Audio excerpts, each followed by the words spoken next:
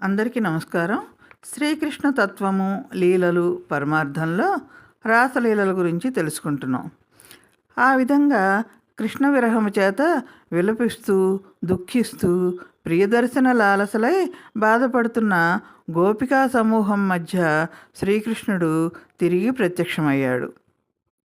నిజమైన భక్తితో, ఆర్తితో పిలిస్తే భగవంతుడు ఎవరికైనా కనిపిస్తాడు. కానీ మనమే మాయ వలన గుర్తించం. భగవంతుడు భగవంతుని రూపంగానే రాడు. అయినా భగవంతునికి రూపం ఏమిటి? అన్ని రూపాలు ఆయనవే. ఏ రూపంలోనైనా కనిపించవచ్చు. ఒకవేళ భగవంతుడు భగవంతుడిగానే ప్రత్యక్షమైనా మనం గుర్తించం. ఏ పగటి వేషగాడో అనుకుంటాం. అయితే గోపికల దృష్టిలో మాత్రం శ్రీకృష్ణుడు భగవంతుడు కాదు, వారి సఖుడు. ఇక్కడ గోపికా సమూహము అన్నాం కదా. సమూహానికి నిర్ణీతమైన సంఖ్య ఉండదు, లక్షలాది గోపికలు. ఈ సందర్భంగా మనం ఒక విషయాన్ని తెలుసుకుందాం. శ్రీకృష్ణునికి లక్షలాది గోపికలలో 16,000 మంది ప్రధానమైన వారని, ఆ 16,000 మంది గోపికలలో 108 మంది విశేషముగా ప్రధానమైన వారని, ఆ 108 మంది గోపికలలో 8 మంది ఇంకా అతి ప్రధానములని, ఆ 8 మంది గోపికలలో రాధారాణి, చంద్రావళి అనే ఇద్దరు మరీ మరీ ప్రధానమైన వారని, ఆ ఇద్దరు గోపికలలో రాధారాణి పరమ ప్రధానమైనదని స్కంద పురాణంలో చెప్పబడింది. ఇంతకీ ఆ గోపికా సమూహం మధ్య శ్రీకృష్ణుడు ఎలా ప్రత్యక్షమయ్యాడు అంటే, సకల ఐశ్వర్యములు కలిగిన వాడిగా అత్యంత సుందరముగా గోచరించాడు. సుందరముగా అంటే స్మయమాన ముఖాంబుజుడై, అంటే చిరునవ్వుతో ప్రకాశిస్తున్న పద్మము వంటి ముఖం కలవాడై, పట్టు వస్త్రాలు ధరించిన వాడై, అంటే పీతాంబరుడై, వనమాలి అయి మెడలో వైజయంతిమాలను ధరించిన వాడై, తలపైన పింఛమును అలంకరించుకున్నవాడై, అంతెందుకండి, సాక్షాత్ మన్మధుడై సాక్షాత్కరించాడుట. మన్మధుడై అని ఎందుకు ప్రత్యేకంగా చెప్పారు అంటే, మన్మధుడై అనేది ఆ శ్రీకృష్ణుని యొక్క అత్యంత సౌందర్యవంతమైన రూపాన్ని వర్ణించటానికి ఉపయోగించే ఒక అద్భుతమైన ప్రయోగం. మన్మధుడు అంటేనే అందగాడు. ఇక మన్మధుడు అంటే మన్మధుడికే మన్మధుడు అని అర్థం. లోకంలో అందానికే నిర్వచనమైన మన్మధుడు అందరి మనసులను ఆకర్షించి వారిలో ప్రేమానురాగాలు, కామం రేకెత్తిస్తే ఆ మన్మధుని మనస్సుని సైతం మోహింపజేసి తన వైపు తిప్పుకోగల సమ్మోహన రూపం కలిగిన వాడు అని భావం. కృష్ణుడి సౌందర్యం సామాన్యమైనది కాదండి.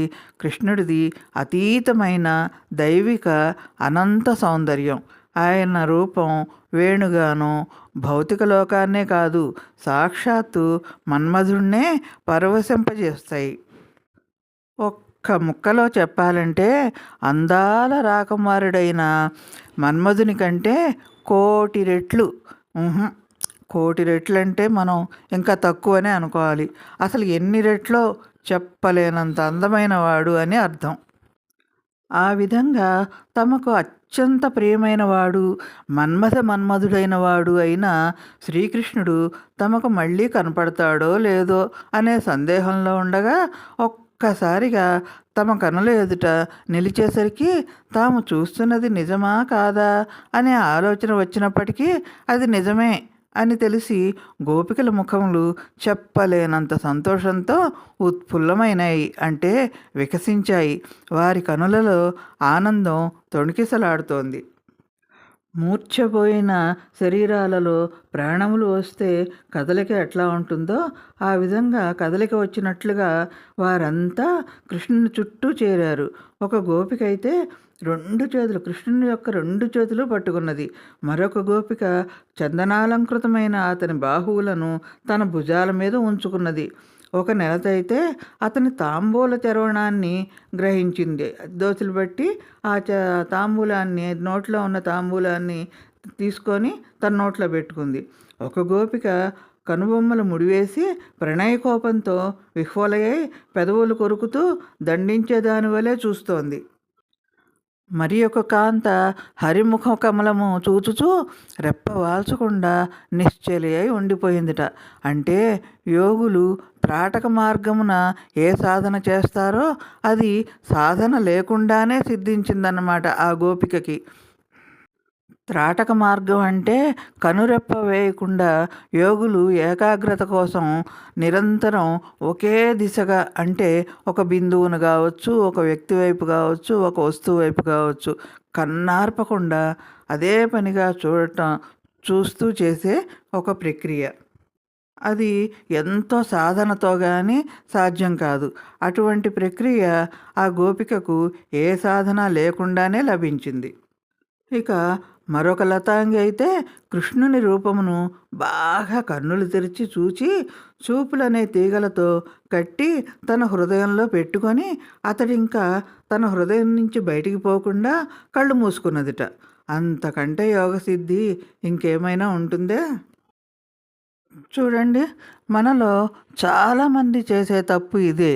ఏంటంటే మనం ఎప్పుడైనా దేవాలయానికి కానీ పుణ్యక్షేత్రానికి కానీ వెళ్ళినప్పుడు చాలా దూరం నుంచి వెళ్ళిన మనం వరుసలో నిలబడి ఆ వరుస క్రమంలో దేవుని ముందుకెళ్ళగానే భక్తితో కళ్ళు మూసుకుంటాం. అలా కళ్ళు మూసుకొని దండం పెట్టుకుంటేనే మనకు తృప్తి. కానీ ఇక్కడ భక్తి మాట దేవుడెరుగు. ఈలోగా సెక్యూరిటీ వాళ్ళు మనల్ని బయటకు తోసేస్తారు. ఇంకా మనం భగవంతుడిని ఏం చూసాం? అలా కాదు.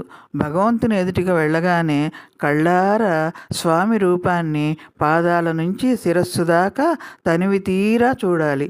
ఆ తర్వాత యువతలకు వచ్చి కాసేపు కూర్చొని అప్పుడు కళ్ళు మూసుకోవాలి. ఆ విధంగా ఒక్క నిమిషం కళ్ళు మూసుకొని ఆ దివ్య మంగళ విగ్రహాన్ని మనసులో ప్రతిష్ఠించుకోవాలి. అప్పుడు మనం ఆ దేవుణ్ణి ఎప్పుడు తలుచుకున్నా ఆ స్వామి మన కళ్ళ ముందు, అంటే మన హృదయ పద్మంలో ప్రత్యక్షమవుతాడు. ఆ రూపం మనకి కళ్ళకు కట్టినట్టు కనపడుతుంది. సరే, ఇక మరో గోపిక అయితే నీకోసం మేమంతా ఇంత బాధపడుతుంటే మా మధ్యలో నుండి నీవెందుకు మాయమైనావు అని అడుగుతూ కన్నీళ్లు పెట్టుకుంది. ముముక్షువులు ఏ విధంగానైతే పరమాత్మ సాక్షాత్కారమును పొంది తాపత్రయము నుండి బయటపడతారో ఆ విధంగా గోపికలందరూ శ్రీకృష్ణుని దర్శనం వలన పరవశించిపోతూ అప్పటి వరకు తాము అనుభవించిన విరహతాపం నుండి విముక్తులై ఎంతో మనశ్శాంతిని పొందారు. అంతేకాదు వారి శోకములన్నీ పటాపంచలయ్యాయి. ఇక సహజముగానే సౌందర్య మాధుర్యాది గుణాలతో ఒప్పుచుండేటి శ్రీకృష్ణుడు వారితో పరివృతుడై జ్ఞాన బలాది శక్తులతో సేవించబడుచున్న పరమాత్మ వలె ఇంకనూ శోభాయమానుడై విరాజిల్లాడు. ఆ తరువాత శ్రీకృష్ణుడు ఆ గోపికలనందరినూ తీసుకొని యమునా నదీ తీరాన ఇసుక తిన్నెల దగ్గరికి చేరాడు.